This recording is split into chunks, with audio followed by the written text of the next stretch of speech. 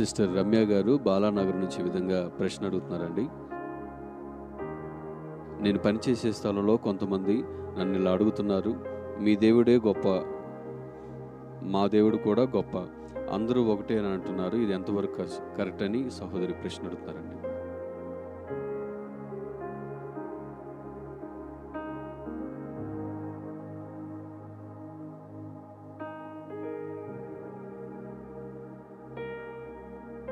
ఏం లేదు. నీ దేవుడు గొప్ప, నా దేవుడు గొప్ప అనేది ఏం లేదు. ఏది సత్యమో దాన్ని వెంబడించాలి. సత్యమైనదే మనిషికి కావాలి. 2 రోజులు ఎంత? 4 రోజులు ఎంత? 8. 3 రోజులు ఎంతమ్మా? 6 కదా. అవును. అంటే క్రిస్టియన్స్కి ఒక లెక్క, హైందువులకు ఒక లెక్క, ముస్లింకి ఒక లెక్క ఉంటుందా? లెక్క అందరికి ఒకటేనా? లెక్క అందరికీ ఒకటే. మరి ఏ దేశంలో ఉన్నా, చైనా కావచ్చు, అమెరికా కావచ్చు, జపాన్ కావచ్చు, మీరు ఏ దేశానికి వెళ్ళినా 2 2s are 4, 2 రోజులు 4. అవునా? అంటే ఏం మారలేదు? భాష మారింది, కల్చర్ మారింది, సంస్కృతి మారింది, కానీ లెక్క మారలేదు.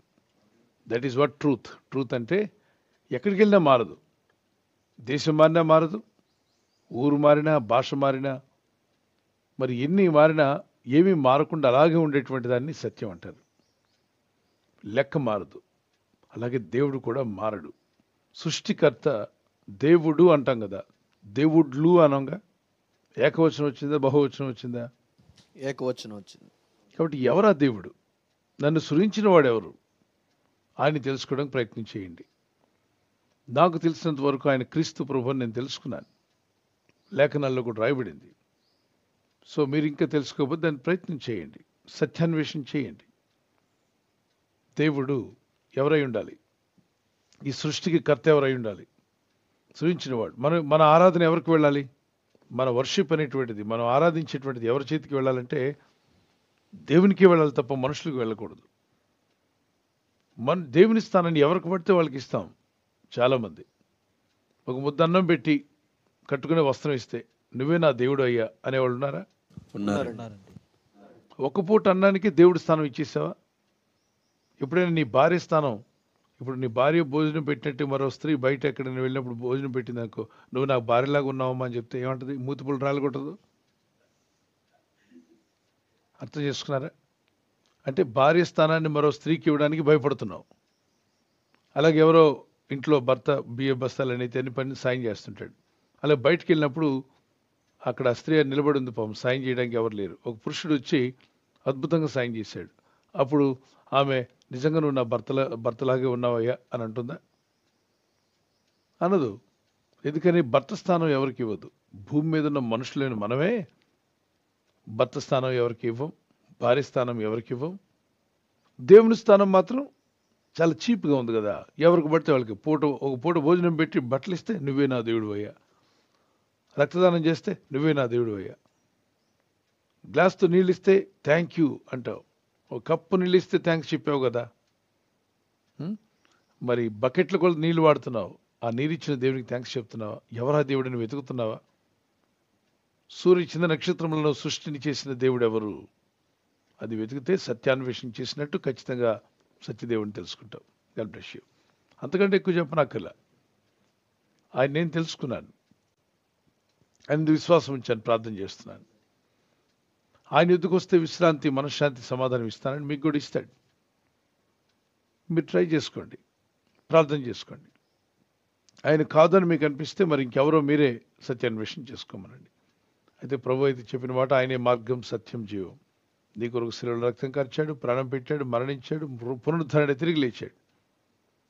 ఇప్పుడు అందరూ మరణిస్తున్నారు. పెద్ద పెద్ద కోటేశ్వర్లు కావచ్చు, ఐశ్వర్యం, ఎవరైనా సరే టైం వచ్చినప్పుడు మరణిస్తున్నారు.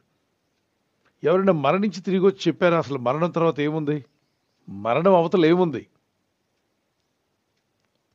ఆ చనిపోయిన తర్వాత ఆ వ్యక్తి ఎక్కడికి వెళ్ళాడు? వెళ్ళి మళ్ళీ వచ్చి చెప్పినవాడే కరెక్ట్ చెప్తాడు. సచ్చి బతికిన వాడే చెప్పగలడు ఏం జరిగిందో. అది ఒక పూటలో 6 గంటల్లో 3 గంటల్లో కాదు. చనిపోయిన 3 రోజుల తర్వాత లేచిన వ్యక్తి ఖచ్చితంగా చెప్పగలుగుతాడు. కనీసం 2 days అయినా మరణించి తర్వాత మళ్ళీ తిరిగి రావాలి. అతనికి మరణం అవతల ఏముందో తెలుస్తుంది. అది చెప్పినవాడు యేసుక్రీస్తు ప్రభువారు. God bless you. Thank you pastor గారు. ఈ సమయంలో మరొక ప్రశ్న సిస్టర్ కమలా గారి ఫ్యామిలీ వరంగల్ నుండి ప్రశ్న అడుగుతున్నారండి. క్రైస్తవులు అవయవదానం చేయవచ్చా లేదా, బైబిల్లో ఎక్కడైనా అవయవదానం చేసినట్టు ఉందా అని ప్రశ్న అడుగుతున్నారు.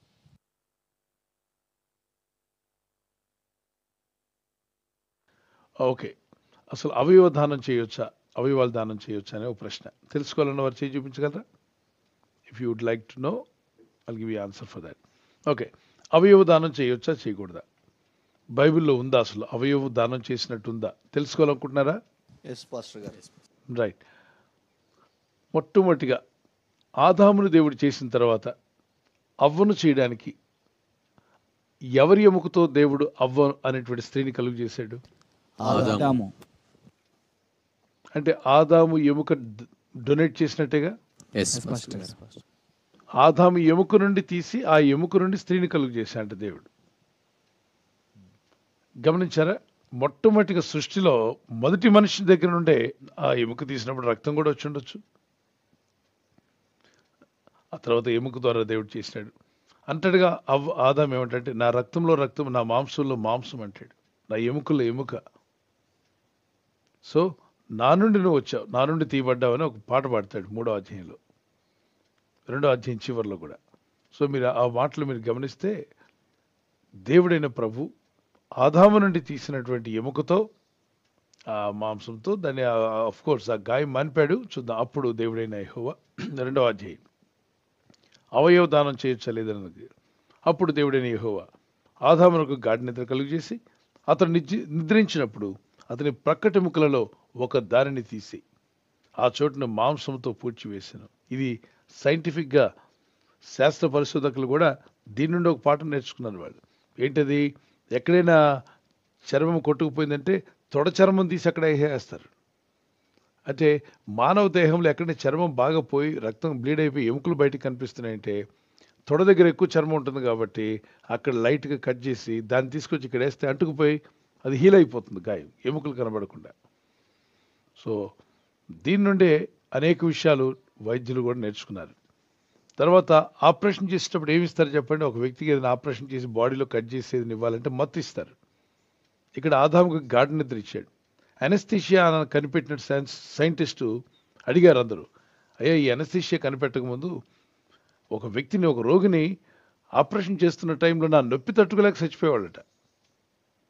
ఈ డాక్టర్ గారు అతనికి ఆపరేషన్ చేసి బతికిద్దామని అనుకుంటూ ఏదో ఒకవేళ యాక్సిడెంట్లో కాలు విరిగింది, కాలును మళ్ళీ బాగు చేస్తున్నారు, ఆ నొప్పి తట్టుకోలేక చాలామంది ప్రాణాలు తెలిసేవాళ్ళు. ఇప్పుడు డాక్టర్స్ అనస్థీషియా ఇచ్చి ఏ భాగంలో అయితే ఆపరేషన్ చేయాలో, ఎక్కడ కట్ చేయాలో, ఎక్కడ కుట్లు వేయాలో అక్కడంతా చిన్న అనస్థీషియా ఇస్తే ఆ భాగానికి మత్తు కలుగుతుంది. ఆ తర్వాత వాళ్ళు చేస్తారు. ఈ రోగి కళ్ళు తెరిస్తే ఉంటాడు, చూస్తూనే ఉంటాడు, అతనికి నొప్పి మాత్రం తెలియదు. సో ఇది అద్భుతమైనటువంటి నాలెడ్జ్ ఇక్కడ నుండే నేర్చుకున్నారు వాళ్ళు. ఈ వచనం నుండే అనస్థీషియా అనే దాన్ని కూడా కనిపెట్టారు. సో అవయవ దానం ఉన్నట్టుంది. దాని ద్వారా దేవుడు స్త్రీని కలుగు చేశాడు. సో ఒకరికొకరు ఉపయోగపడి నిన్ను వలని పొరుగు వాడిని ప్రేమించమన్నాడు. అన్నారు కదా అని చెప్పి కిడ్నీలు అమ్ముకోవడం పరిగెత్తకండి. ఏదైనా ఎమర్జెన్సీ రక్తం అవసరం వచ్చింది, ఇస్తే తప్పేం లేదు. యేసు ప్రభువే తన రక్తాన్ని మన కొరకు దానం చేశాడు సర్వమానవాళ్ళని రక్షించడానికి. God bless you.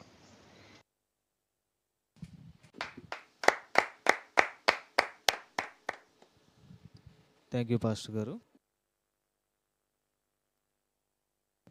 తర్వాత ప్రశ్న సిస్టర్ పద్మ గారు నెల్లూరు నుంచి ఈ విధంగా ప్రశ్న అడుగుతున్నారు పాస్టర్ గారు. హిప్నోటైజ్ చేయటం వల్ల ఒక సహోదరికి 1 గంటలో దురాత్మల ప్రభావం నుంచి విడుదల అనేది జరిగింది. ఈ విధంగా హిప్నోటైజ్ చేసి విడుదల పొందుకునేటట్టుగా చేయటం వాక్యానుసారమేనా అని సహోదరి ప్రశ్న అడుగుతున్నారండి.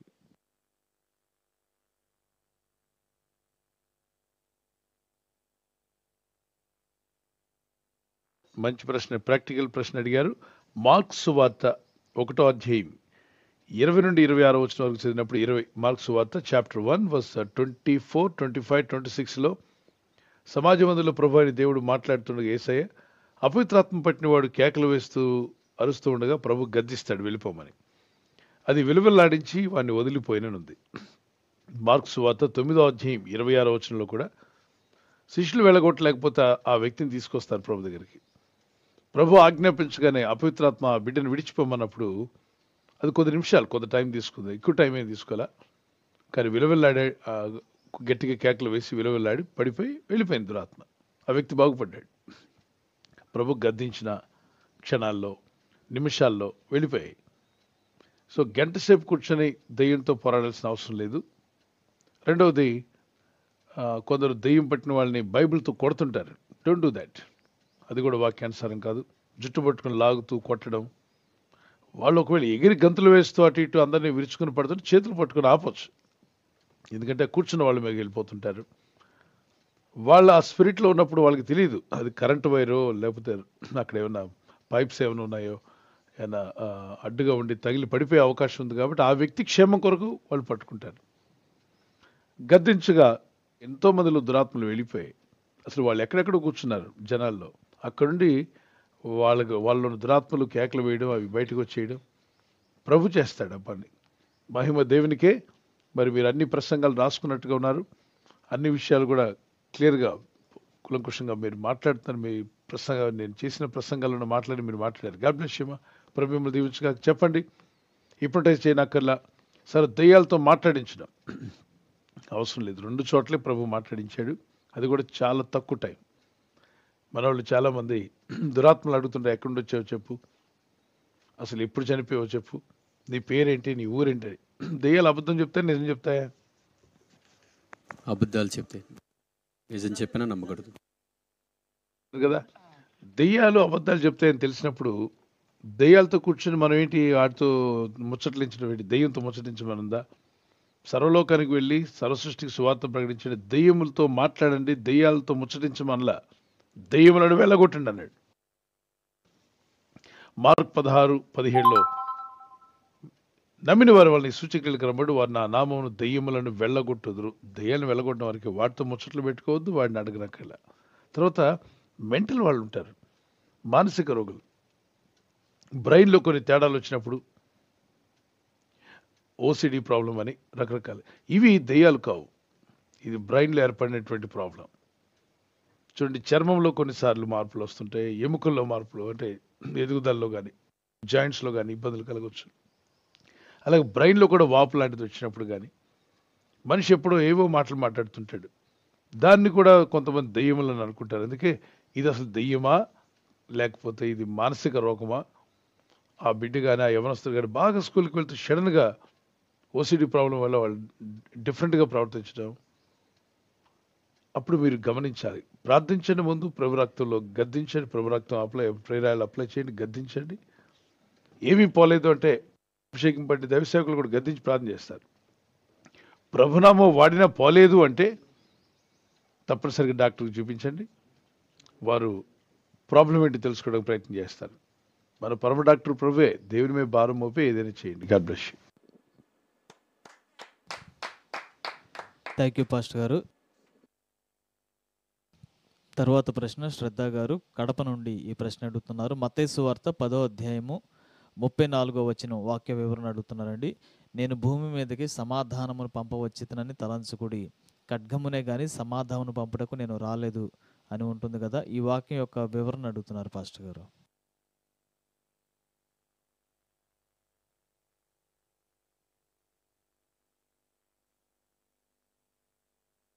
సమాధానం పంపరాలేదు, అగ్ని వేయడానికి వచ్చాను అని ఉంది కదా. ఆయన ఖడ్గమును పంపడానికి వచ్చారన్నాడు. ఖడ్గం ఏంటి, అగ్ని ఏంటి? మరి సమాధానకర్త కదా, సమాధానం పంపడానికి రాలేదా? ఆయన అగ్ని వేయడానికి వచ్చాడా, ఖడ్గం వేయడానికి వచ్చాడా? ఎస్. దేవుని వాక్యం 2 అంచెల ఖడ్గం కన్నా పొదునైందని రాయబడింది. హెబ్రీ పత్రిక 4:12 వచ్చింది. అందుకే బైబిల్ ఏదైనా మాట ప్రభు చెప్తే ఆ మాటను ఆ ఒక్క వాక్యం నుండి మీరు గ్రహించడానికి ప్రయత్నం చేస్తే మీకు అర్థం కాకపోవచ్చు. ఆ వాక్యానికి సంబంధించి అనేక వచనాలు పరిశుద్ధ గ్రంథంలో పరిశుద్ధాత్ముడు రాయించాడు. అది కూడా మీరు చదవాలి, అప్పుడు మీకు అర్థమవుతుంది. చదవండి.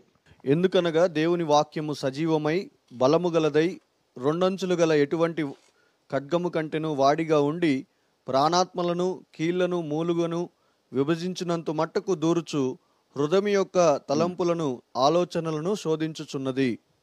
రైట్. ఎందుకనగా దేవుని వాక్యము సజీవమై బలము గలదై 2 అంచులు గల ఎటువంటి ఖడ్గం కంటెను వాడిగా ఉండంటే ఏంటది? దేవుని వాక్యము.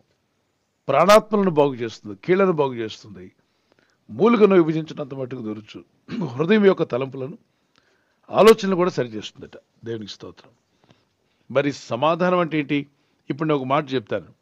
యేసు ప్రభు వెలుగై ఉన్నాడు అనుకోండి అమ్మా, లోకంలో చీకటి ఉంది. అవును కదా, ఆయన వెలుగై ఉన్నాడు, లోకంలో చీకటి ఉంది. చీకటి వెలుగు వచ్చినప్పుడు చీకటికి ఏం కలుగుతుంది? సమాధానమా, అశాంతి? అశాంతి కలుగుతుంది. ఇప్పుడు దొంగలు అక్కడ ఉన్నారు, దొంగతనం చేయడానికి ఉన్నారు. సడన్గా పోలీసు వారు వస్తే ఏం కలుగుతుంది అక్కడ? సమాధానమా లేకపోతే అశాంతి? సమాధానం కలుగుతుంది. ఎవరికి? దొంగలకి. ఊరు వాళ్ళకి సమాధానం. ఊరు వాళ్ళకి సమాధానం, దొంగలకి అశాంతి. అరే పోలీసు వచ్చాడు రా బాబు, రాకుండా బాగుండే అనుకుంటారు. కానీ ఊరు వాళ్ళు అనుకుంటారు, అబ్బా దొంగతనం ఆపడానికి భలేగా రైట్ టైంలో పోలీసులు వచ్చారు కదా అని. అదేవిధంగా యేసుప్రభు వారి లోకానికి వచ్చినప్పుడు రక్షకుడిగా అంగీకరించిన వారికి వెలుగునిచ్చాడు. చీకటి నేను ఒక మాట చెప్తాను, చీకటి వెలుగు రెండు సమాధాన పడతాయా? సమాధాన పడవండి. ఈ రెండింటిని విభజించుటకు ఒక ఖడ్గం వల్లంటే దేవుని వాక్యాన్ని తీసుకొచ్చాడు. వాక్యం రాగానే చీకటి వెలుగు ఆ వెలుగును ఉండి చీకటి వేరైపోయింది. ఇప్పుడు ఉదాహరణకి అత్త కోడలు, తండ్రి కొడుకులు ఇద్దరు ఉన్నారు. అందరూ కలిసి సినిమాలు చూస్తుండేవారు. అందరూ కలిసే ఆ లోకంలో ఏదో ప్రోగ్రాం వస్తుంటే చూస్తుండేవాళ్ళు. కానీ ఇప్పుడు యేసు ప్రభుని నమ్ముకున్నారు. ఓకే, ఎవరు? కుమారుడు కానీ తండ్రి కానీ ఎవరో ఒకరు నమ్ముకున్నారు. ఇంతకుముందు చూస్తున్నటువంటి ఆ సినిమాలు కానీ ఆ మందు తాగడం కానీ చేస్తాడా? మానేసినప్పుడు ఇంట్లో వాళ్ళకి అభ్యంతరం రావచ్చు. ఎరా కలిసి మాతో తాగేవాడివి, ఇప్పుడు యేసుప్రభు మీద తాగట్లేదు, వీడు పూర్తిగా చెడిపోయాడు, చర్చికి వెళ్తున్నాడు. ఎలా చెడిపోయాడు? ఇంతకుముందు మాతో సరదాగా తాగేవాడు సార్, సరదాగా పేకాటాడేవాడు, సరదాగా సినిమాలకు వచ్చేవాడు. ఇప్పుడు సినిమాలు వద్దంటున్నాడు, పేకాట వద్దంటున్నాడు, మందు తాగనంటున్నాడు. లోకంలో వ్యభిచారం జాగ్రత్త మాతో పాటు కలిసి తిరిగేవాడు, రెడ్ లైట్ ఏరియా, ఇప్పుడు రానంటున్నాడు. చెడిపోయాడు బాగుపడ్డా? బాగుపడ్డాడు. బాగుపడితే ఈ లోకం ఏమంటుంది? చెడిపోయాడు అంటుంది. ఇప్పుడు వీళ్ళిద్దరి మధ్య అన్నదమ్ములు, రిమోట్ ఉంది టీవీలో, దేవుని వాక్యం, రక్షింపబడినవాడు ఏం పెట్టాలనుకుంటాడు? టీవీలో వాక్యం పెట్టుకుని విందాం అనుకుంటాడు. రక్షింపబడినవాడు ఒకే తండ్రి బిడ్డలు అదే ఇంట్లో ఉన్నారు, అత్త కోడలైనా సరే. రక్షింపబడలేదని కూడా అత్త కానీ కోడలు కానీ సినిమా పెట్టమంటుంది. ఎప్పుడు ఈ పనికిమాలిన సినిమాలు చూసి ఉన్నాం కదా, దాని నుండి మనం ఏం నేర్చుకుంటాం? దేవుని వాక్యాన్ని విందాం అని రక్షించబడిన వ్యక్తి అంటాడు. ఇప్పుడు ఆ రిమోట్ దగ్గర ఇద్దరికి గొడవ వస్తుందా రాదా? వస్తుంది పాస్టర్. ఇది జరగబోతుంది. నేను సత్యమై ఉన్నాను, నేను వెలుగై ఉన్నాను, నేను ఈ లోకంలోకి వెలుగును తీసుకొచ్చాను. అదే అత్త నమ్మితే అత్తలోకి వెలుగు వచ్చింది, కోడలు నమ్మితే కోడలోకి వెలుగు వచ్చింది. నమ్మనోళ్ళలో చీకటి ఉంది. చీకటి వెలుగు ఏం చేస్తుంటే ఒకదానికొకటి వ్యతిరేకంగా ఉంటాయి. దాన్ని చూసి కలవరపడద్దు. ఆయన మేలు చేటికే వచ్చింది దేవుడు ఆయన. Okay, God bless you. ప్రభు అంటాడు కదా, నన్ను నమ్ముకున్నందుకు ఈ లోకం మిమ్మల్ని తిడుతుంది, నిందిస్తుంది, దూషిస్తుంది. నిజమే, ఎవరిని నమ్మినా ఏమనరు.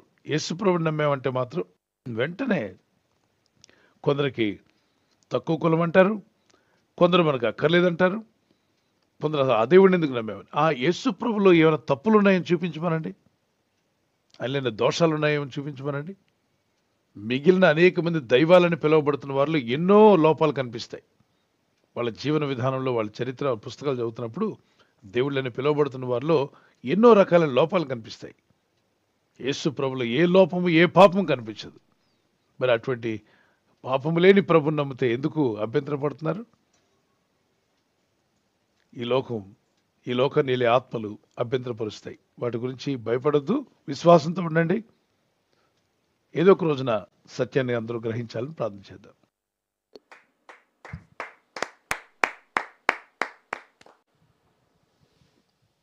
థ్యాంక్ యూ పాస్టర్ గారు. ఈ సమయంలో మరొక ప్రశ్న. జాను గారు వైజాగ్ నుంచి ఇలా ప్రశ్న అడుగుతున్నారండి. దేవుడు భూమిని సృష్టించక మునిపే సాతాను ఉన్నాడా, లేదంటే సృష్టించిన తర్వాత సాతాను వచ్చాడని ఇలా క్వశ్చన్ అడుగుతున్నారండి.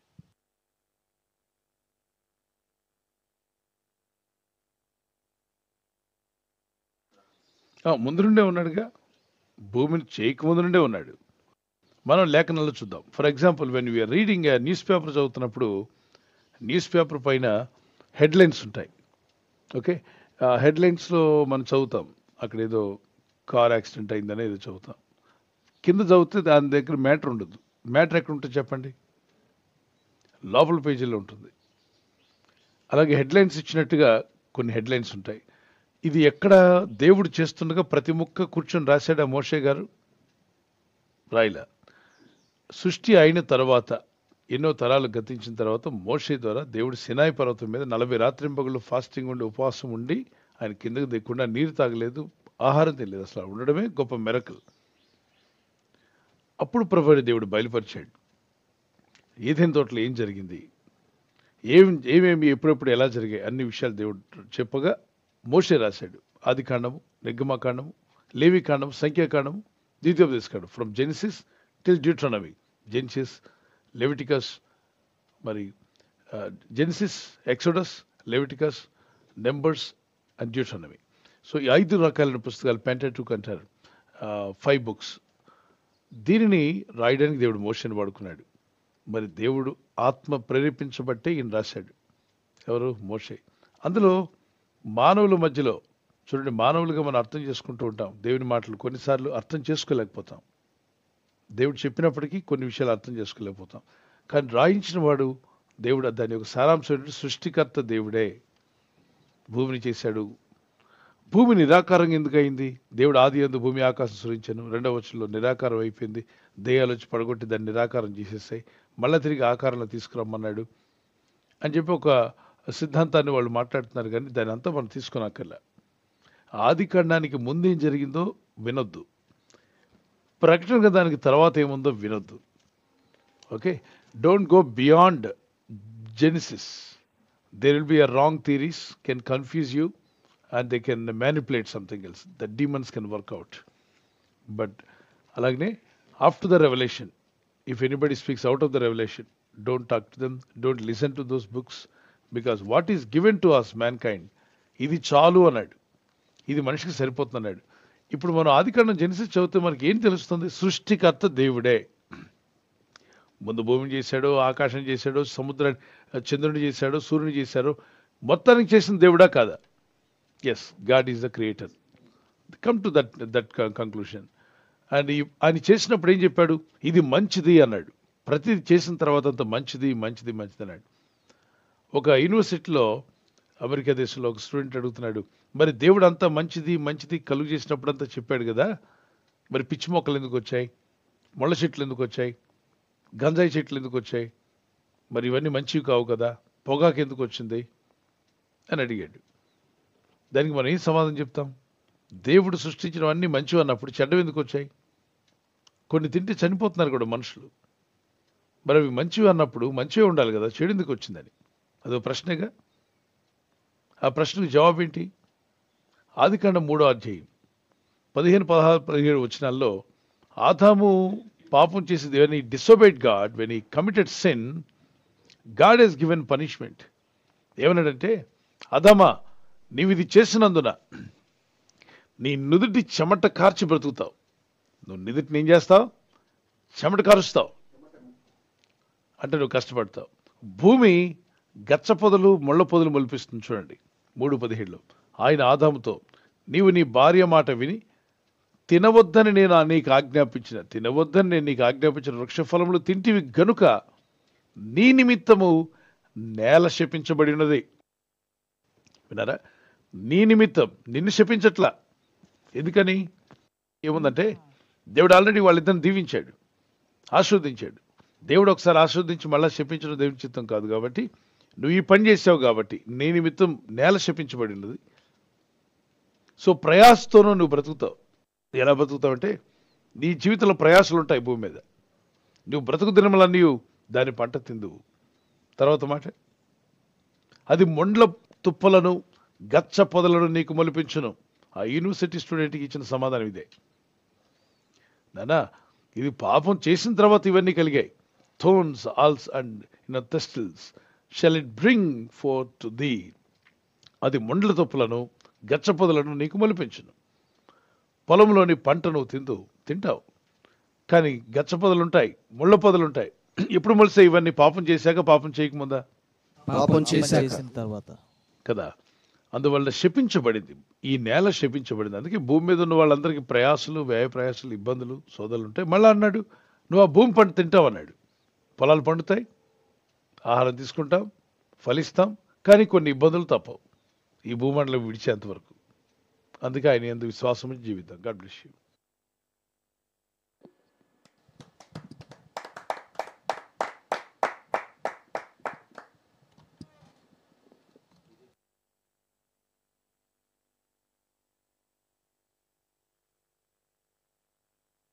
లలిత గారు ఏలూరు నుంచి ఈ విధంగా వాక్య వివరణ అడుగుతున్నారు పాస్టర్ గారు. లోకాసు వార్త 12వ అధ్యాయము 51 వచ్చిన వాక్య వివరణ అడుగుతున్నారు.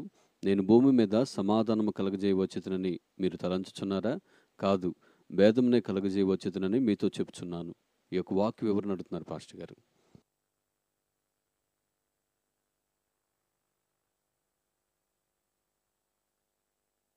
ఎస్, భేదం ఎలా వస్తుంది నేను అడుగుతాను, చెప్పు. సత్యము అసత్యం కలిసి ఉంటుందా?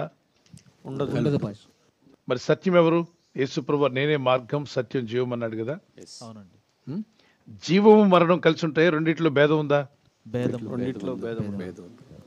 అవునా? వెలుగు చీకటి మధ్యలో భేదం ఉందా లేదా? భేదం ఉంది. ఉంది పాస్టర్ గారు.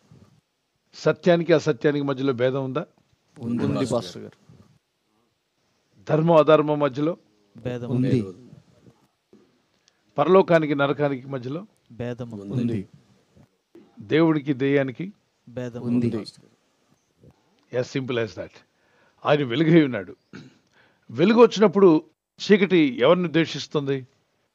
వెలుగుని దేశిస్తుంది. రైట్. ఇప్పుడు అత్తకోళ్ళు ఉన్నారు.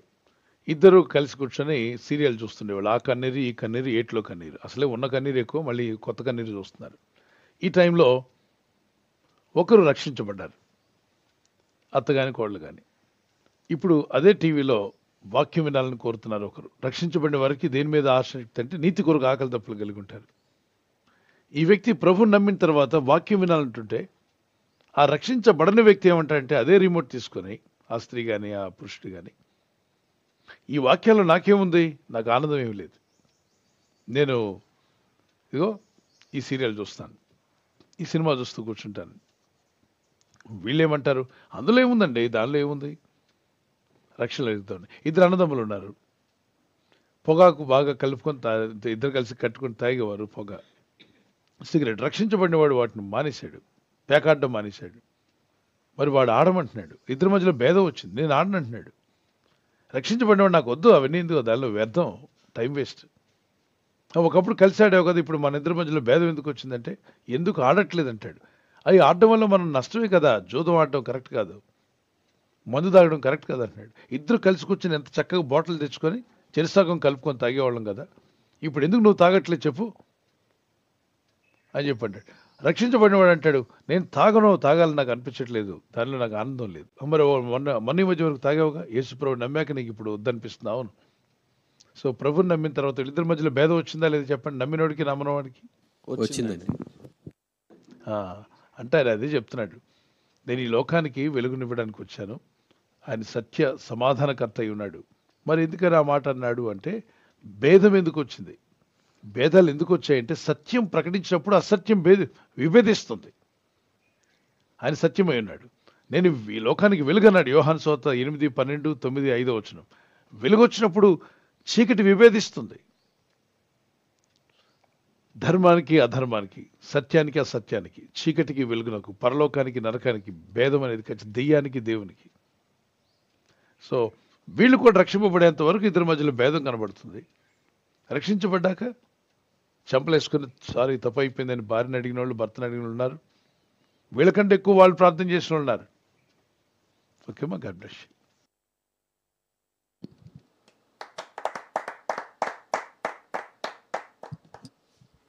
థ్యాంక్ యూ పాస్టర్ గారు. తర్వాత ప్రశ్న బ్రదర్ అనిల్ కుమార్ గారు చింతల నుండి ప్రశ్న అడుగుతున్నారు. ఎహెచ్కేల్ గ్రంథము 34వ అధ్యాయము 17వ వచనం యొక్క వాక్య వివరణ అడుగుతున్నారు. నా మంద మీ విషయమై దేవుడినైన యెహోవానకు నేను సెలవిచ్చినదేమనగా, గొర్రెలకును పొట్టేళ్లకును మధ్యను, గొర్రెలకును మేకపోతులకును మధ్యను భేదము కనుగొని నేను తీర్పు తీర్చేదను అని ఉంది కదా. ఈ వాక్యం యొక్క వివరణ అడుగుతున్నారు పాస్టర్ గారు.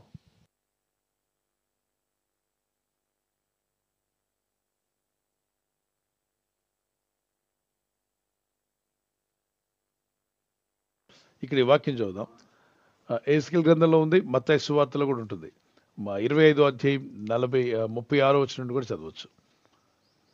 నా మంద మీ విషయమై దేవుడైన యెహోవానగు నేను సెలవిచ్చినదేమనగా, గొర్రెకును మధ్యను, గొర్రెలకును పొట్టేళ్లకు మధ్యను, గొర్రెలకును మేకపోతులకు మధ్యను భేదము కనుగొని నేను తీర్పు తెచ్చేదను.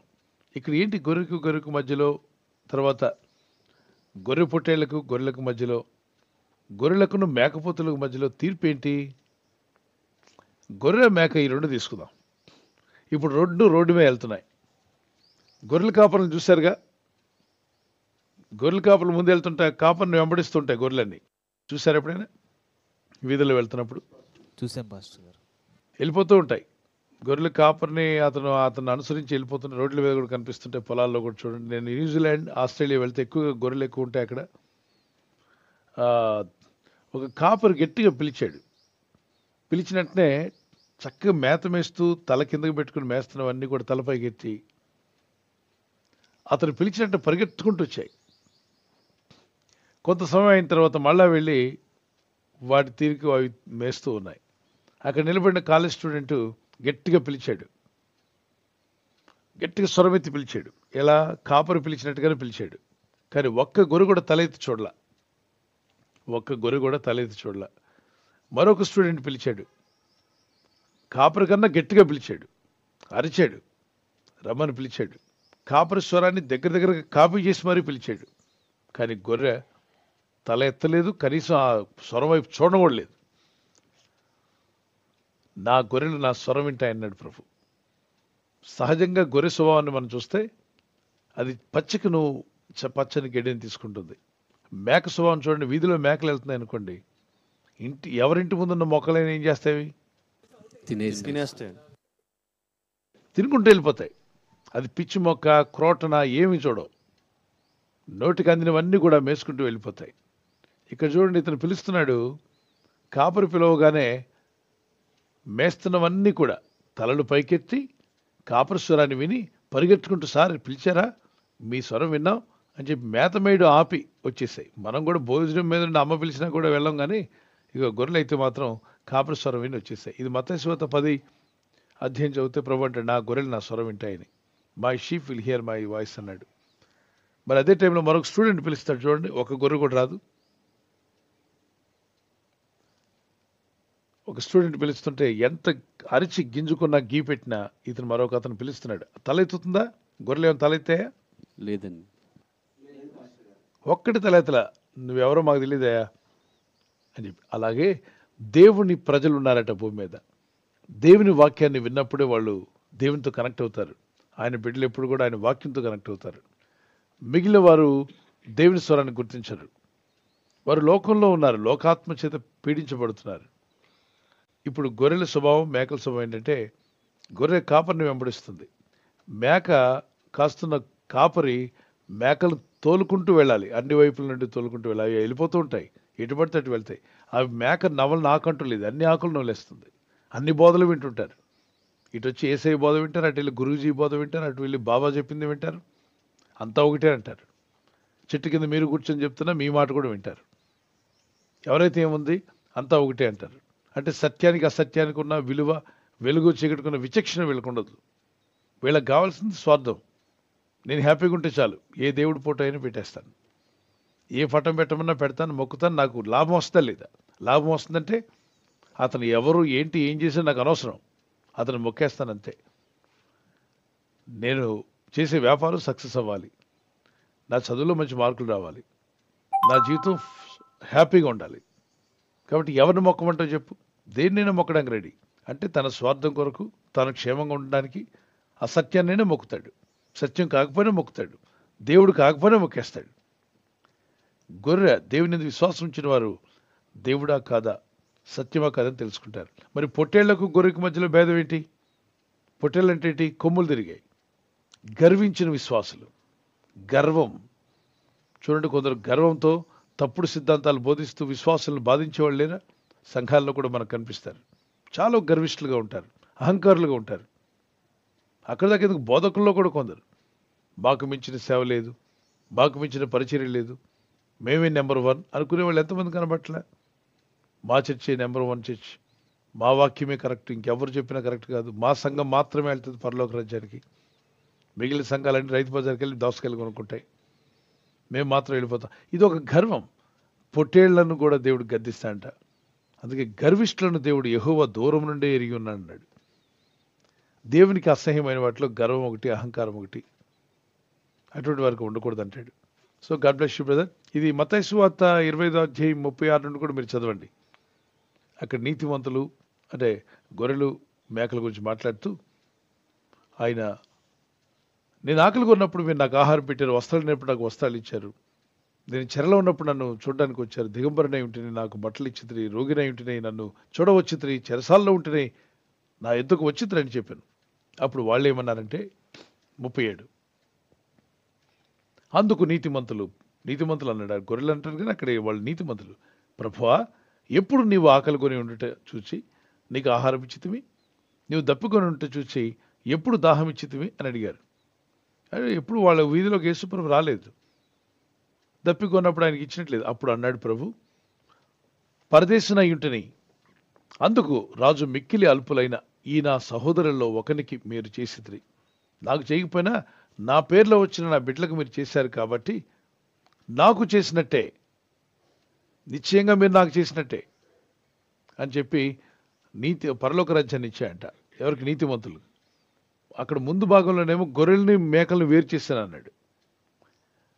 ఆ కింద భాగంలో దాన్ని చదివినప్పుడు గొర్రెలు ఎవరంటే నీతిమంతులు, మేకలు ఎవరంటే దుర్నీతి పరులు, వాక్య విరుద్ధంగా ఉన్నవాళ్ళు. కంప్లీట్గా మీరు చదవచ్చు ఆ అధ్యాయాన్ని. God bless you.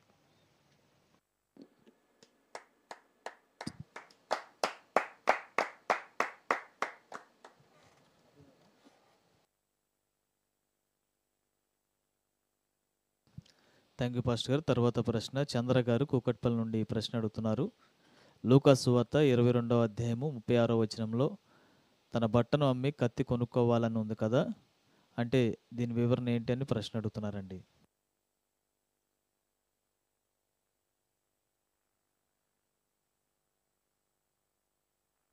మంచి ప్రశ్న. 22-26లో అందుకు ఆయన, ఇప్పుడైతే సంచి గలవాడు సంచియు జోలె తీసుకొని పోవలను, కత్తి లేనివాడు తన బట్టను అమ్మి కత్తి కొనుక్కొనవలను.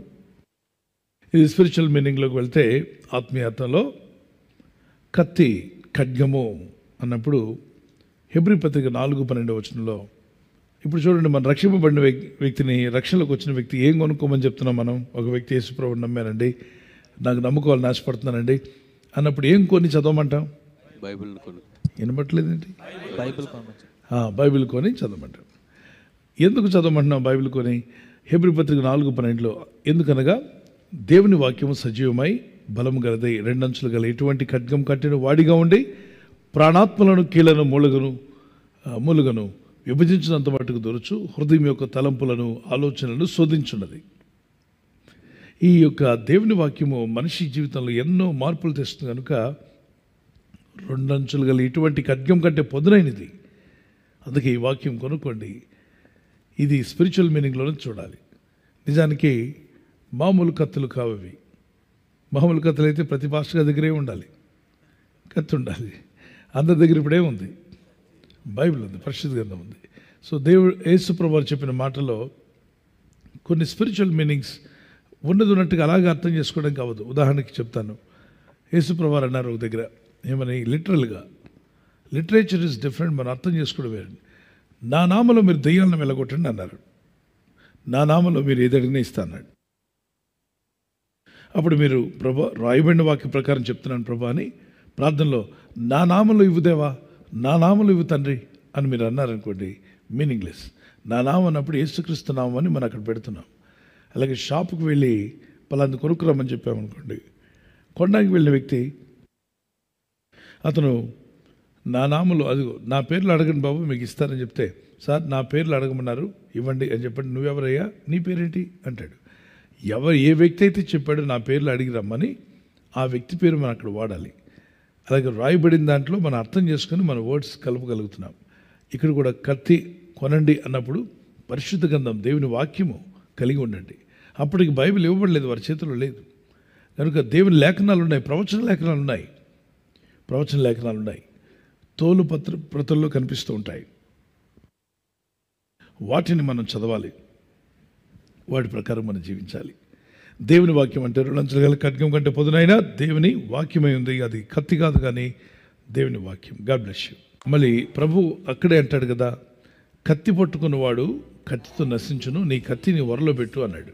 ఒకవేళ ప్రభు చెప్పింది ఈ కత్తి అయితే, మామూలుగా కూరగాయలు కట్ చేసే కత్తి, హాని చేసేటువంటి కత్తి అనుకోండి, మరి అదే పేతురు కత్తి పట్టుకొని సైనికుని కత్తి తీసుకుని సైనికుని మీద కొట్టబోతే చెవి తెగిపడింది. అప్పుడు అంటాడు ప్రభు, పేతురో నీ కత్తిని వరలో పెట్టు, కత్తి పట్టుకున్నవాడు కత్తితో నశించిపోతాడు. మరి కత్తితో నశించిపోవడానికి మనల్ని నశించడానికి రక్షించలేదు కదా, మరి కత్తి వద్దన్నాడు. అక్కడ ఫిజికల్ నైఫ్ అది, దాన్ని వద్దన్నాడు దేవుడు. ఇది ఆ స్పిరిచువల్ మీనింగ్లో మనం తీసుకోవాలి. God bless you.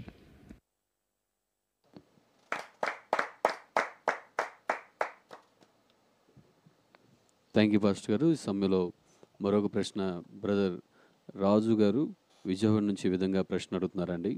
ఉద్యోగం చేస్తూ దేవుని సేవ చేయవచ్చా అని సహోదరుడు ప్రశ్న అడుగుతున్నారు పాస్టర్ గారు.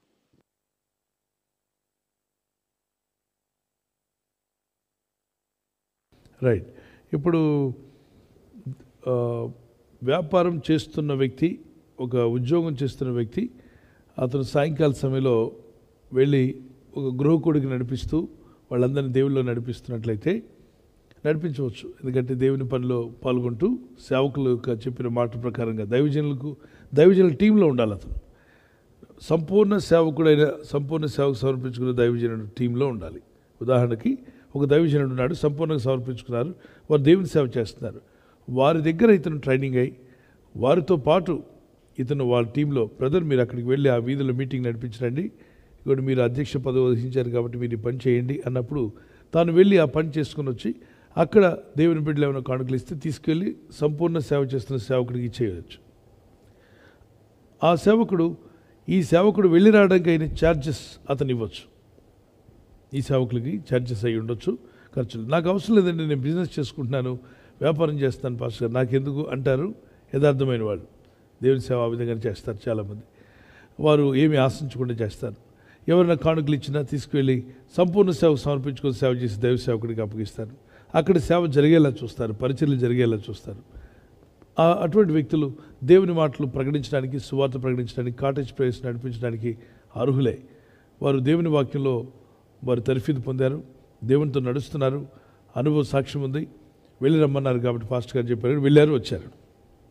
అలా కాకుండా సంపూర్ణ సేవ చేస్తున్న సేవకుడితో విభేదించి వారితో డిస్కనెక్ట్ అయ్యి వ్యాపారం చేస్తూ ఇంటి మీద ఇల్లు ఉంది, నాకు డబ్బు ఉందని చెప్పి ఇంటి మీద ఒక భవనం వేసి నేను పాస్టర్ గారిని అయిపోయాను, నేను పాట పాడగలను, నేను అన్నీ చేయగలను, నా వ్యాపారమే, సువార్తే అన్నట్లయితే ఇది వాక్యమునకు అంత వాక్యానుసారంగా అనిపించదు. ఎందుకంటే అకుల ప్రిస్కిల ఇద్దరు కూడా డేరాలు కుట్టుకునేవాళ్ళు.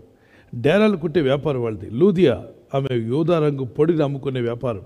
వాళ్ళు వ్యాపారస్తులే. వారు ఎవరికి సహాయంగా ఉన్నారంటే అపోజిట్ పౌలు గారికి. ఎవరి అపోజిట్ పౌలు అంటే సంపూర్ణ సేవకు సమర్పించుకున్న దైవజనుడు. వారికి సపోర్ట్ చేస్తూ సేవలో నడిచారు. వారు కూడా సేవకులే, దీవించబడ్డారు. అనేక చోట్ల వారి గురించి ప్రస్తావం కనిపిస్తుంది బైబిల్లో.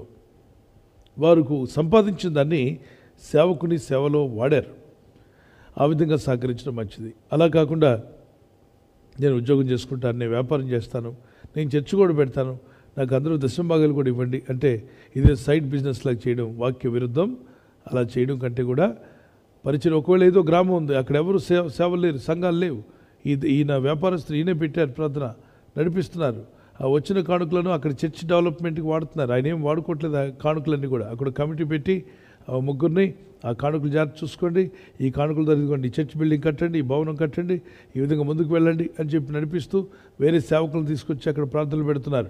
అంటే ఆ చర్చిలో వచ్చిన కానుకలన్నీ అక్కడ సంఘ అభివృద్ధి కొరకు, అక్కడికి వచ్చిన ఆత్మీయుల కొరకు వాడుతూ ఆయన ఎదురుగా ఇంకా ఖర్చు పెడుతూ వ్యాపారస్తులు కూడా ఈ స్పెండింగ్ మనీ అకుల ప్రిస్కిల లెక్కలోకి వచ్చేస్తారు, దీవించబడతారు. అలా కాకుండా వ్యాపారం ఉద్యోగం పెట్టుకొని ఇక్కడికి వచ్చిన విశ్వాసులందరి దగ్గర దశంభాగాలు తీసుకొని తన కార్యక్రమాలకు వాడుకుంటే ఇట్స్ నాట్ స్క్రిప్చురల్, వాక్యానుసారము కాదు. అర్థమైన వారి దేవునికి స్తోత్రం చెప్పండి. Praise the Lord. Thank you pastor గారు. బ్యాలెన్స్గా ఆలోచన చేస్తే పరిశుద్ధాత్ముడు మనకు తెలియపరుస్తాడు. Praise the Lord. Thank you pastor గారు. తర్వాత ప్రశ్న సిస్టర్ ఉమా గారు హైదరాబాద్ నుండి ప్రశ్న అడుగుతున్నారు. యూదా పత్రిక 1వ అధ్యాయం 6వ వచన వాక్య ప్రకారం, మరియు తమ ప్రధానత్వము నిలుపుకొనక తమ నివాస స్థలమును విడిచిన దేవదూతలను మహాదినమున జరుగు తీర్పు వరకు కటిక చీకటిలో నిత్య పాశములతో ఆయన బంధించి భద్రము చేసెను అని ఉంది కదా. ఈ దూతలు ఎలా భూలోకమునకు వచ్చాయి అని ప్రశ్న అడుగుతున్నారండి. అన్నిటినీ బంధించలేదమ్మా, కొన్నిటినే బంధించాడు, అన్నిటినీ బంధించలేదు. అంటే ఫాలెన్ ఏంజల్స్ చాలా ఉన్నాయి. దూతలు కోటాను కోట్లు కదా. వాటిలో ఏ దూతలైతే సొదొమ గొమొర్రా పట్టణాలను పాడు చేయడానికి అపవాదైన సాతాను యొక్క అండర్లో పనిచేసాయో వాటిని బంధించాడు. అవి బంధించబడి ఉన్నాయి. మరి భూమి మీద ఉన్నవన్నీ కూడా బంధింపబడకుండా ఉన్నటువంటి అపవిత్రాత్మలు కావచ్చు, దురాత్మలు, దైవాత్మలు, ఫారెన్ ఏంజల్స్, అవి భూమి మీద తిరుగుతూనే ఉన్నాయి. వాటికి టైం ఉందట. మార్క్స్ 5వ అధ్యాయంలో, మా కాలం ఇంకనూ సంపూర్ణం కాకముందే మీరు వచ్చిద్రా, మమ్మల్ని వెళ్ళగొట్టుచున్నావా అంటారు.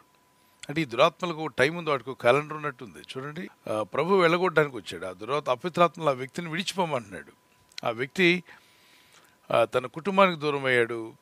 ఈ ఈవిల్ స్పిరిట్స్ వల్ల తన మనసు అంతా డిస్టర్బెన్సే కాకుండా తను తాను చంపుకోవడానికి ప్రయత్నం చేస్తున్నాడు, ఇతరులను చంపాలని ప్రయత్నిస్తున్నాడు. ఇవన్నీ ఈవిల్ స్పిరిట్స్ యొక్క ప్రభావం.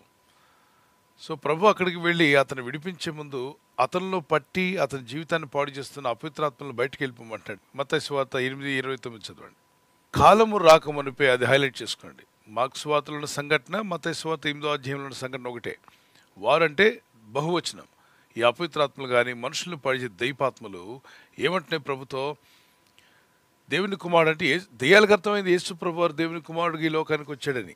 ఈ మనుషులకు అర్థం కావట్లా. అంటే దెయ్యాలను మించిపోయారు మనుషుల. దెయ్యాలు అర్థం చేసుకున్న యేసు దేవుని కుమారుడు అని మనుషులు ఇంకా అర్థం చేసుకోవట్లా. పనికిమాలని అర్థం చేసుకుంటారు, పనికొచ్చేదాన్ని మాత్రం అర్థం చేసుకోవట్లా. ఆ దురాత్మలు ఏమంటున్నాయి, నీతో మాకేమి, మీరు దేవుని కుమారులు, మేము అపవిత్రాత్మలము, పడిపోయిన ఫాలెన్ ఏంజల్స్ కావచ్చు, దురాత్మలు, దైవాత్మలు, మాతో మీకు పని లేదు కదా, మీరు పరిశుద్ధ దేవుడు కదా, దేవుని కుమారుడు కదా, మా మానవులను రక్షించడానికి వచ్చాడు, మా దగ్గరికి ఎందుకు వస్తావు నువ్వు అంటూ, కాలము రాకమునిపై మమ్మను బాధించుటకు ఇక్కడికి వచ్చితివా. కాలము రాకమునిపై ఇంగ్లీష్లో కూడా చూద్దాం. And behold, they cried out, saying, what have we do with thee, Jesus, thou Son of God? Art thou come hither to torment us before the time? Before the time అన్నది గుర్తుపెట్టుకోండి. అంటే దెయ్యాలు మనుషులను టార్మెంట్ చేస్తాయి. మరి దెయ్యాలను torment చేయగలిగిన వారు ఎవరు? యేసుక్రీస్తు ప్రభువే. కాబట్టి మిమ్మల్ని పట్టి పీడిస్తున్నటువంటి ఏ చీకటి శక్తులైనా అవి టార్మెంట్ చేయబడి అవి నరకానికి ఎలగొట్టబడాలి, మన ఇళ్లలో నుండి మన ప్రజల నుండి వెళ్ళిపోవాలంటే ఆ దెయ్యాలను టార్మెంట్ చేయగలిగిన వాడు యేసుప్రభు వారు ఒకరే. అందుకే చాలామందికి యేసుప్రభు వారు అంటే ఒళ్ళు మండిపోతూ ఉంటుంది. అంటే వాళ్ళ స్పిరిట్స్ ఉన్నాయేమో గుర్తుపెట్టుకోవాలి. అంటే ఆ దురాత్మలు యేసుప్రభు అంటే తట్టుకోలేవు. మిగిలిన వాళ్ళంటే చల్లగా ఉంటాయి, ప్రభు అంటే మాత్రం తట్టుకోలేదు. ఎందుకంటే ప్రభు వాటిని వెళ్ళగొడతాడు. ప్రభు వాటికి టార్మెంట్ చేయగలడట, మనుషులు కాదు. దెయ్యాలు మనుషులను టార్మెంట్ చేస్తాయి, మనుషులను బాధిస్తాయి, దుఃఖపరుస్తాయి, విచారపరుస్తాయి, డిప్రెషన్ గురి చేస్తాయి. కానీ ఆ మనుషులను బాధ పెట్టే దురాత్మలను బాధ పెట్టగలిగిన వాడు యేసు ప్రభు. సో అవి అంటున్నాయి, మాకు ఇంకా టైం ఉందిగా, అప్పుడే వచ్చావేంటి అని. అంటే వాడికి ఒక టైం కాలం. ఎలా తెలుసుకోవచ్చు వాటికి ఎంతవరకు టైం ఉందని? భూమి మీద దేవుడు ఆదాముకు అధికారం ఇచ్చినప్పుడు, ఈ భూమిని ఏలుబడి చేయమన్నప్పుడు ఈ భూమి ఉన్నంత వరకు అధికారం ఇచ్చాడు. కానీ ఒక 10 రోజులకు, 5 సంవత్సరాలకో 10 సంవత్సరాలకు ఇవ్వలేదు. ప్రధానమంత్రి 5 సంవత్సరాలకి మళ్ళీ ఎలక్షన్స్ వస్తాయి, మళ్ళీ నిలబడాలి. ముఖ్యమంత్రి గారు 5 సంవత్సరాల తర్వాత మళ్ళీ నిలబడాలి ఎలక్షన్లో. కానీ ఆదాముకు దేవుడు అలాగా 5-10 సంవత్సరాలు ఇవ్వలేదు. కానీ భూమి ఉన్నంత వరకు, మానవ జాతి ఉన్నంత వరకు నీకు అధికారం ఇస్తున్నాడు. ఈ మంచి అధికారాన్ని తీసుకెళ్లి సాతాను చేతిలో కుదవబెట్టాడు. ఎవరు? ఆదాం. సాతాను చేతికి ఇచ్చేసాడు. ఇప్పుడు సాతాను దురాత్మలు ఎప్పటి వరకు పరిపాలన చేస్తాయంటే మానవులు భూమి మీద ఉన్నంత వరకు పరిపాలన చేయాలనే నిర్ణయించుకున్నాయి. ఎందుకంటే వాటికి అధికారం అది ఆదాం దగ్గర నుండి, దేవుని యుద్ధ నుండి ఆదాంకి వస్తే ఆదాం దగ్గర నుండి వీటికి వచ్చింది. సో ఇవి మరి అవి బంధిస్తే సొదొమ గొమొర్రా పట్టణాలను పాడు చేసిన దురాత్మలు మళ్ళీ ఎలా బయటకు వచ్చాయినా? వాటిని బంధించాడు, వాటిని ఇంకా విడిపించలేదు, వాటికి ఇంకా విడుదల రాలేదు. కానీ మిగిలినవి ఉన్నాయి కదా. యేసు ప్రభువారు ఉన్న కాలంలో కూడా దెయ్యాలను వెళ్ళగొట్టాడు ప్రభు. వీరి వలననే చూడండి, ఆ ప్రకారంగానే సొదొమ గొమొర్రాలను వాటి చుట్టుపక్కల ఉన్న పట్టణములను వీరి వలనే, అంటే ఈ దురాత్మలు దైవాత్మల వల్లనే, ఈ ఫారెన్ ఏంజల్స్ వ్యభిచారం చేయొచ్చు. అంటే ప్రజలు అటువంటి పాపబుద్ధులు ఎందుకు వచ్చాయి? క్రమంగా పద్ధతిగా ఎందుకు బతకలేదు? ఎందుకు ఎవరు వాళ్ళని ఇలా ఇన్ఫ్లుయెన్స్ చేశారు? ఎవరు వాళ్ళని ఇలా తొందరపెట్టి పాడైపోమని ఆ పిచ్చి కోరికలని వాళ్ళలో పుట్టించారంటే ఇగో వీళ్ళే అపవిత్రాత్మలు, చీకటి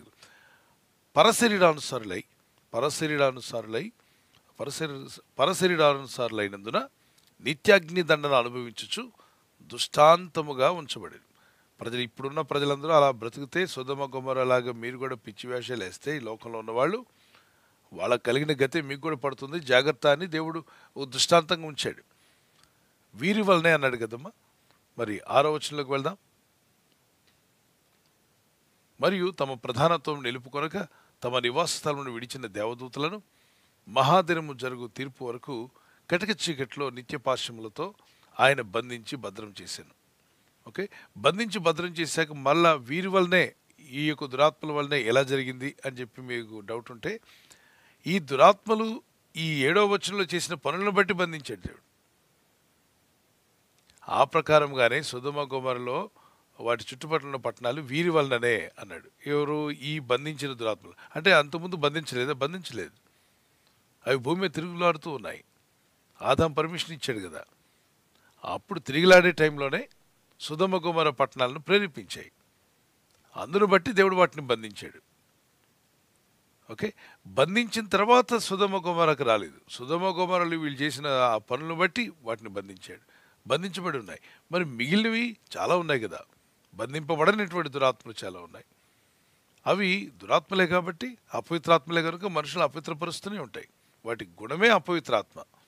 అది ఎవరిలో ప్రవేశిస్తే ఆ వ్యక్తిని అపవిత్రపరచడమే వాటి పని. సో అన్నిటినీ బంధించే కాలం ఒకటి రాబోతుంది. ఆ టైంలో అన్నిటినీ బంధించేస్తాడు దేవుడు. Praise the lord.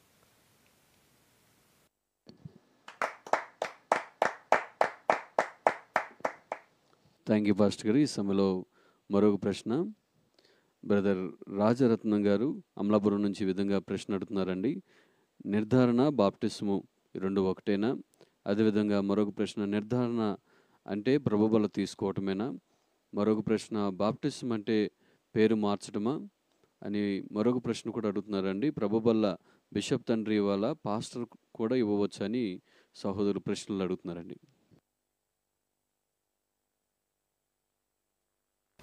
నాన్న, కొన్ని సంఘ క్రమాలు అలా పెట్టుంటారు. సంఘాల్లో ఒక క్రమం పెట్టుకుని ఉంటారు. నాన్న, అది మొట్టమొదటిగా బాప్తిసం పొందినప్పుడు ఇలాగే తీసుకోండి, సేవకులు ఇస్తారు, తర్వాత బల్ల నేను వచ్చి ఇస్తాను అని ఆ సంఘ క్రమంలో వాళ్ళు చెప్పుండొచ్చు. దాన్ని తప్పట్నక్కర్లా. ఒకవేళ ఎవరైనా ఇవ్వచ్చు అంటే, చూడండి, రోజు పక్కింటితో ఫైట్ చేస్తున్న ఆయన చర్చిలోకి వచ్చి బల్ల ఇస్తాడంట. ఈ ఫైటర్ ఫిష్లని కొన్ని ఉంటాయి. ఇది ఫిష్ ట్యాంక్లో అన్ని ఫిష్లతో ఫైట్ చేస్తుంటుంది. ఈ ఫైటర్ ఫిష్లన్నీ వచ్చి మళ్ళీ అన్నిటికీ బల్లిస్తుంది. అంటే మిగిలిన ఫిష్లన్నీ పారిపోతాయి. ఎందుకంటే మిగిలిన ఫిష్ ట్యాంక్లో అర్థమైపోయింది ఈ ఫైటర్ ఫిష్లని. అలాంటి ఫైటర్స్ మారు మనసు లేని వాళ్ళు, భక్తి లేని వాళ్ళు, దేవునితో నడవని వాళ్ళు, పరిశుద్ధాత్మ అనుభవం లేనివారు, వారు చేసిన పాపాలకు పశ్చాత్తాపం లేనివారు, ఇలాంటి వాళ్ళు బల్ల పట్టుకోకూడదు, ఇవ్వకూడదు. ఒకవేళ దైవ సేవకుడు వీళ్ళు ఎక్కువ మంది ఆత్మలు ఉంటాయి కదా, వీళ్ళందరిలో పరిచయం చేస్తారు, ఎప్పుడు నుండి వస్తున్నాడు, బ్రదర్ రండి మీరు పరీక్షించుకున్నారా, మీ హృదయ పరీక్ష చేసుకున్నారని చెప్పి అడిగి వాళ్ళు హృదయ పరీక్ష చేసుకుంటే వారికి ఇవ్వచ్చు. స్ట్రిక్ట్గానే చెప్తారు దైవ సేవకులు. కానీ మధ్యలో అయోమయాలు ఉంటారు చూసారా, ఈ అయోమయాల వల్ల చాలా తలనొప్పి ఉంటుంది. ప్రతి చర్చిలో కొన్ని అయోమయాలు ఉంటాయి. భక్తులను తీసుకురా నాయన అంటే ఈయనకు నచ్చిన కూడా తీసుకొచ్చేస్తాడు, రా బ్రదర్ అని. ఆయనకి మారు మనసు ఉండదు, దేవునితో నడిచిన ఉండడు. ఈయన ప్లేట్ తీసి ఆయన చేతిలో పెట్టేస్తాడు. ఆయన ఫస్ట్ టైం ఊహించుకుంటాడు, నేను ఇంట్లోనే నా భార్య ముందే సాక్ష్యం లేదు, ఇప్పుడు ప్రజల ముందు నేను ఇస్తున్నానని ఫీల్ అయిపోతాడు. ఏదో బెంజిలార్ ఎక్కి డ్రైవ్ చేస్తున్నట్టు ఫీల్ అవుతాడు ఆయన. ఇద్దరు తప్పు చేసినట్టే. ఈ ఇచ్చినోడు తప్పు చేశాడు. కానీ దైవజనుడు ఒక మంచి ఉద్దేశంతో భక్తులను తీసుకురా, భక్తి గల పెద్దలను ఏర్పాటు చేసుకుని ముందుగానే మాట్లాడి ప్రార్థనా పరులైన వారికి ఇవ్వమని చెప్తారు. వాళ్ళు తీసుకెళ్ళి ఇస్తారు. అయితే ముందు రొట్టెను పైకెత్తి స్తుతించేది దైవజనుడే. స్తుతించి ప్రార్థిస్తారు. ఆ ప్రార్థనలు మనమంతా ఏకీవించాలి. దేవుడు ఏర్పాటు చేసినటువంటి సేవకులు ఉన్నారు, వాళ్ళకి అవకాశం ఇద్దాం. వాళ్ళే చేస్తారు ఆ పని, వాళ్ళు ప్రార్థన చేస్తారు. ఒకవేళ కొన్ని చిన్న సంఘాలు అక్కడ ఎవరు లేరు, పాస్టర్ గారు నిద్రించి వెళ్ళిపోయారు, పాస్టర్ గారు ఉన్నారు, ఎలా అక్కడ సంఘం అంతా కూడా కూడుకొని రొట్టెను చేసి ప్రార్థించినప్పుడు ఆ రొట్టెను పైకెత్తి కృతజ్ఞతాస్తుతులు చెల్లించి, నాయన నీ సంఘమై ఉన్నాం, మేమంతా నీ శరీరమే కాబట్టి రొట్టెలో మేము తీసుకుంటున్నామని ప్రార్థన చేసుకుని ముగించి తీసుకోవచ్చు. ఓకే. ఒకవేళ బిషప్ గారు ఇస్తారన్నారు, ఆ యొక్క సంస్థలో బిషప్ గారు ఇచ్చేటువంటి అలవాటు పెట్టుకున్నట్లు ఓకే, ఒక గౌరవప్రదంగా అందరూ వచ్చి లైన్లో నిలబడి ప్రార్థన చేసుకొని వారు ఇస్తుండగా అందరూ తీసుకోవచ్చు. ఎవరైనా ఇవ్వచ్చు అన్నామనుకోండి, అల్లరి చిల్లరగా తిరిగిన ప్రతి ఒక్కడు ఇవ్వడానికి ప్రయత్నం చేస్తాడు. మీకు ఒక విషయం తెలుసా, పాపాల్లో తిరిగిన వాళ్ళే చర్చిలో కొంచెం హడావుడి చేయడానికి ప్రయత్నం చేస్తారు. ఎందుకంటే వాళ్ళ పాపం లోపల భీతి, ఆ గిల్ట్ ఫీలింగ్ ఉంటుంది. ఆ గిల్ట్ ఫీలింగ్ పోగొట్టుకోవడానికి ఒప్పుకొని విడిచిపెట్టకుండా పాపలు తిరిగి వచ్చినట్టు ఓవర్ యాక్షన్ చేస్తుంటాడు. చర్చిలో ముందు నిలబడ్డా అది చేస్తాను ఇది చేస్తాను, ఎందుకంటే ఈ లోపల గిల్ట్ ఫీలింగ్ తినేస్తుంటుంది వీడిని. అప్పుడు ఆ గిల్ట్ ఫీలింగ్ పోగొట్టుకోవడానికి ఏదో మంచి చేసి బాగోదలే సేవ చేశాం కాబట్టి దేవుడు క్షమిస్తాడులని అస్సలు కుదరదు. దేవుని దగ్గర పాపాలు ఒప్పుకోవాలి, పశ్చాత్తాపడాలి, మారు మనసు పొందాలి. ఆ తర్వాతనే వాళ్ళు బల్ల కార్యక్రమాలకు రావాలి. దేవునితో నడవమని చెప్పండి. God bless you. అదేనా మీ ప్రశ్న? తర్వాత నిర్ధారణ అన్నారు. నిర్ధారణ అంటే ఇప్పుడు యేసుక్రీస్తుని నేను నమ్ముచున్న ఆ రాత్రి పెద్ద భూకంపం వచ్చింది. 16వ అధ్యాయం అపోస్తల కార్యం 20వ వచనం నుండి 28వ వచనం 31వ వచనం వరకు. అపోస్తల కార్యం 16వ అధ్యాయం 20 వర్సెస్ 22-31 మీరు చదువుకోవచ్చు. తర్వాత జరిగింది ఏంటంటే భూకంపం వచ్చింది. అతను ప్రభుని ఎరగనివాడు. జైల్లో అందరూ పారిపోతే పై అధికారులు దొంగలను ఎలా వదిలేసామని చెప్పి ఇతని జైలాధికారి కాబట్టి ఇతన్ని ఉరితీసి చంపేస్తారు. అందరి ముందు ఈ అవమానం భరించలేను, వాళ్ళు వెళ్ళిపోయారని చెప్పి ఇతను కత్తిని ఊరి ఆ కత్తితో తను పొడుచుకోవడానికి రెడీ అవుతాడు. వెంటనే అపోస్తలుడైన పౌలు, నువ్వు ఏ హాని చేసుకోవద్దు, ఆత్మహత్య చేసుకోవద్దు, ఆగో. ఇక్కడ ఎవరు పారిపోలేదు. భూకంపం వచ్చింది, సంఖ్యలు తెగిపోయాయి, కానీ ఎవరు పోలేదు, నీకు ప్రాణానికి ఏ హాని ఉండదు అని చెప్పంటే, అయ్యలారా మరి నిజంగా మీ ప్రభు మాకు కావాలి. రాత్రంతా మీరు పాటలు పాడారు, మేము రక్షించబడాలంటే ఏం చేయాలని అడిగారు. దానికి అపోస్తలుడైన పౌలు అన్నాడు, ఏమన్నా అంటే, ప్రభుని యేసుక్రీస్తునందు విశ్వాసం ఉంచు, అప్పుడు మీరును మీ ఇంటి వారిని రక్షణ పొందుదురు అన్నాడు. ఆ తర్వాత ఏం జరిగింది? రాత్రి సువార్త అవ్వగానే ఏం జరిగింది? రైట్, ఆ రాత్రి ఆ గడిలోనే అతడు వారిని తీసుకుని వచ్చి వారి గాయము కడిగను. వెంటనే అతడును అతని ఇంటి వారందరూ బాప్తిసం పొందిరి. ఇప్పుడు నిర్ధారణ, ఒప్పుకోవడాలు, పరీక్షించడాలు ఎక్కడ జరిగాయి? బాప్తిసాలు అపోస్తలుడైన పౌలే కదా ఇచ్చారు. ఇన్ని సంఘాలు కట్టిన దైవజనుడు రాత్రికి రాత్రి ఎలా ఇచ్చాడు బాప్తిసం? అప్పుడే నమ్మిన ఆయనకి ఎలా ఇచ్చేశాడు? అతను ఒప్పింపబడ్డాడు. యేసే ప్రభు రక్షకుడని ఒప్పుకున్నాడు, రక్షణ కావాలని కోరుకున్నాడు. తెల్లవారితే అక్కడ పరిస్థితులు వేరుగా ఉంటాయి. పౌలు గారు వీళ్ళంతా వెళ్ళిపోవాలి, అక్కడ కొన్ని కార్యక్రమాలు జరగాల్సి ఉన్నాయి. బాప్తిసం అనేది ఖచ్చితంగా జరగాలి. సో రాత్రి బాప్తిసం అయింది. దారిలో వెళ్తూ ఉండగా రథం దిగి, ఇదిగో నీళ్లు నాకు బాప్తిసం అని అడిగితే 8వ అధ్యాయంలో నీకు నిర్ధారణ రావాలి, నిర్ధారణ అయిన తర్వాత చేస్తామని, అట్లా కాదు, అప్పటికప్పుడే బాప్తిసం ఇచ్చారు. అయితే చిన్న పిల్లలు ఎదిగి వస్తున్నారు, 16 సంవత్సరాలు. మా బాబుకి బాప్తిసం ఇవ్వండి అంటది వాళ్ళమ్మ. వాళ్ళ నాన్నగారు వచ్చి మా పాపకి ఇచ్చేయండి అంటారు. వీళ్ళ ఉద్దేశం ఏంటంటే వీళ్ళు ఎక్కడ లోకంలో పడకుండా ఉంటారు, లోకంలో పడితే పాపాల్లోకి పోయి వాళ్ళ జీవితాలు నాశనం చేసుకుంటారని, తీసుకురా బాప్తిసం తీసుకురా అంటే, బాప్తిసం తీసుకుంటేనే వాడు నిలబడతాడు, ఈ బాప్తిసం తీసుకుంటే ఈ కుమార్తె పాపంలో పడకుండా ఉంటుంది అనే ఆలోచన వెళ్ళింది పేరెంట్స్ది. మంచిదే, కానీ ఇంతకీ ఆ ఇద్దరు యవనస్తులు నిజంగా నిర్ధారణ ఉందా? ప్రభువుని నమ్ముకున్నారా? యేసు రక్షణ అంగీకరించారా? అవి దైవ సేవకుడు అడుగుతాడు. అడిగి, నాన్న ఎవరు తీసుకోమంటే తీసుకుంటున్నా, మా అమ్మ చెప్పిందని అయితే కుదరదు, మా నాన్న చెప్పాడని కుదరదు, మా ఫ్రెండ్స్ తీసుకుంటున్నారని కుదరదు. మరి ఎప్పుడు నేను పశ్చాత్తాపడ్డాను, నేను ప్రార్థన చేసినప్పుడు నాకు మారుమనసు కలిగింది, ఈ లోక మార్గంలో ఏంటో నాకు అర్థమైపోయి ఆ పాడు మార్గంలోకి వెళ్ళి నశించిపోవడం కంటే జీవ మార్గమైన యేసుక్రీస్తుని వెంబడించాలనుకుంటున్నాను, ఆయన రక్షకుడు, నేను నా ప్రభుతో కూడా జీవించాలనుకుంటున్నానని ఆ యొక్క వాళ్ళు అడిగిన ప్రశ్నలకు ఖచ్చితమైన మారుమనసు తగిన ఆన్సర్స్ వాళ్ళు ఇవ్వగలిగితే, ఎస్ ఈ కుమారుడు మారుమనసు పొందాడు, ఇతను బాప్తిసం పొందడానికి అర్హుడు అని బాప్తిసం ఇచ్చిన తర్వాత బలలో నడిపిస్తారు. Okay brother, God bless you. అది పిల్లల విషయంలో. పెద్దల విషయంలో నిర్ధారణ వాళ్ళు మారు మనసు పొందారు లేదు చూడడమే వాళ్ళ విషయంలో కూడా. God bless you. Thank you pastor గారు.